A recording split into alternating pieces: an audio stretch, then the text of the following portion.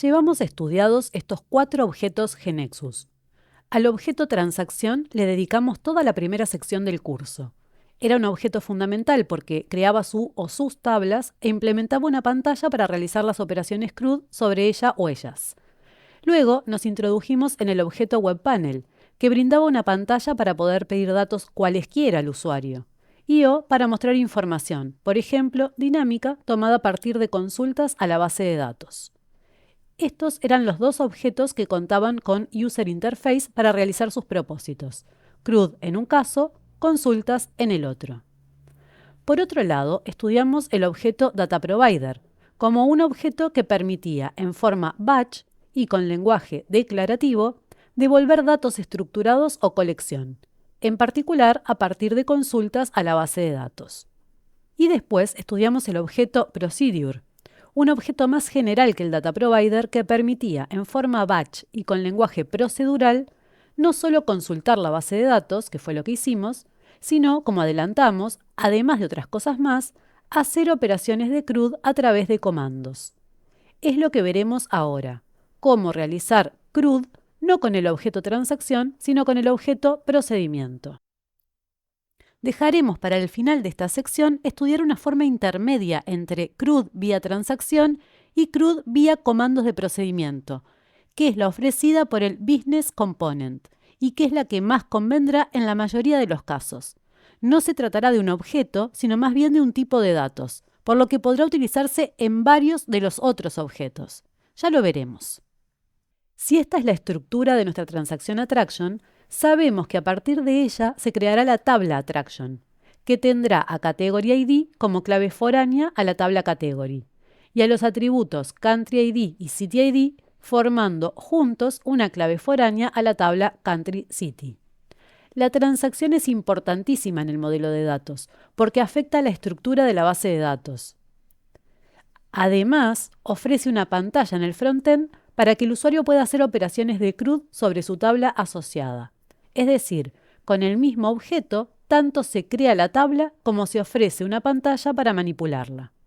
Aquí nos vamos a preguntar cómo hacer esas mismas operaciones, pero en forma batch, con comandos en un objeto procedimiento, que se ejecutará en el server, es decir, es parte del backend. En nuestra KB, una vez aplicado el pattern WorkWith for Web a la transacción attraction, se creaban estos objetos, siendo este el WebPanel que implementaba esta pantalla, que habíamos personalizado, quitando del grid los atributos identificadores que eran claves foráneas. Nos ofrece un botón fuera del grid para insertar una atracción nueva y 2 botones en cada línea del grid para actualizar la atracción de la línea o eliminarla.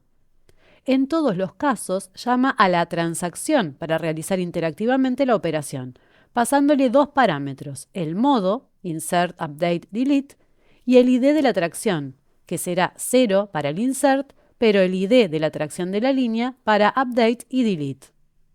Vamos a emular este WebPanel, al menos la parte del grid y estas 3 acciones, pero llamando a un procedimiento, al que llamaremos así, para realizar las mismas operaciones. Para ello, aquí tenemos el WorkWith del pattern. Y aquí tenemos ya creado este WebPanel nuestro, en el que hemos insertado un grid con atributos, es decir, con tabla base, análogo al del pattern. Para las acciones de update y delete, hicimos lo mismo que hizo el pattern. Agregar estas 2 variables al grid, carácter de 20. Y en nuestro caso, les asignamos en la propiedad initial value el valor que queremos que tengan, que son este texto y este otro. Y las indicamos en el grid como de solo lectura. Con este botón vemos solamente las propiedades que hemos modificado respecto a los valores default. Entonces vemos que cambiamos también estas 2 propiedades. ¿Para qué? Para que el grid y las columnas luzcan igual que en el WebPanel del WorkWith. Ahora vamos a agregar un botón Insert fuera del grid. Lo arrastramos y soltamos donde queremos que esté. Indicamos que el evento asociado se llamará Insert. Será un evento de usuario. El botón por defecto mostrará como caption ese valor. podemos pedirle que lo alinee horizontalmente a la derecha. Aquí no lo vemos, pero sí será apreciable en ejecución. Bien, ahora tenemos que programar las tres acciones. Empecemos por la acción de Insert.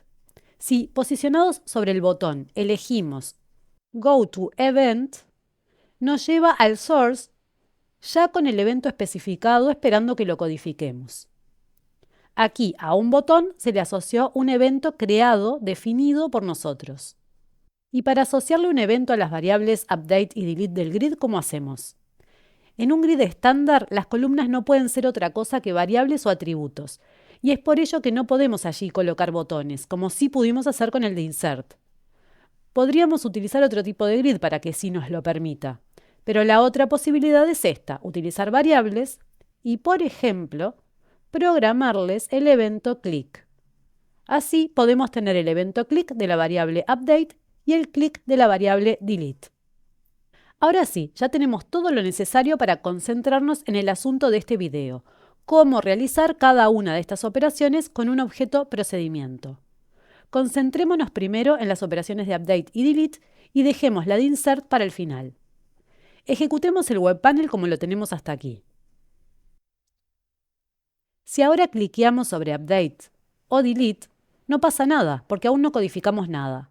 Lo que queremos es que si el usuario hace clic sobre este update para esta línea, que corresponde al valor 2 del atributo AttractionID, se invoque al procedimiento que vamos a crear, informándole que queremos actualizar la atracción de ID, el que corresponda al valor del atributo de esta columna para esta fila. Y si el clic lo hacemos sobre el delete, deberemos informarle que sobre ese mismo valor de AttractionID lo que queremos será eliminarlo. Si esto lo hacemos sobre el wordWith creado por el pattern, vemos que llama a la transacción, que ya se abre en modo update y con el registro en edición. Para ello, el pattern agregó a la transacción attraction, entre muchas reglas, una regla parm con dos parámetros de entrada. Esta variable mode, que viene predefinida en todo objeto GNexus y que ya analizamos en otro video, y esta otra, AttractionID. Sobre la variable mode de tipo character de 3, recordemos que asumiría el valor ins para representar el insert, upd para el update y dlt para el delete. Para hacerlo semánticamente más claro, GNexus provee un dominio enumerado que está en este módulo, que se llama trnMode.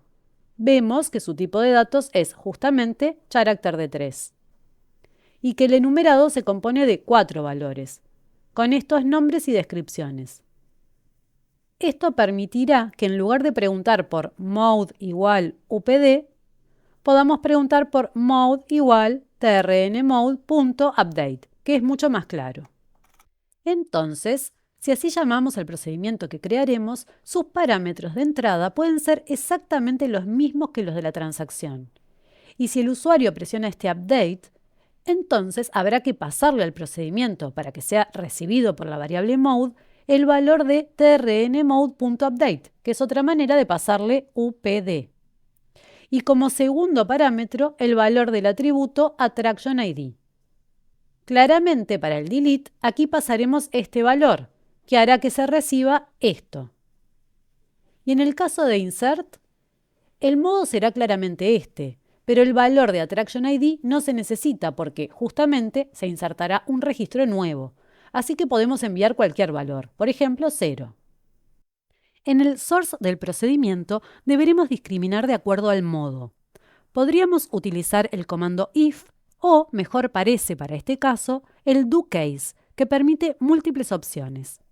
En el caso en que la variable mode venga con este valor, aquí debemos programar el código para realizar la inserción. En caso de que venga con este otro valor, aquí debemos programar el código para la actualización. Y si viene en modo delete, aquí el código para la eliminación. Hagamos aquí una pausa y continuemos en el siguiente video.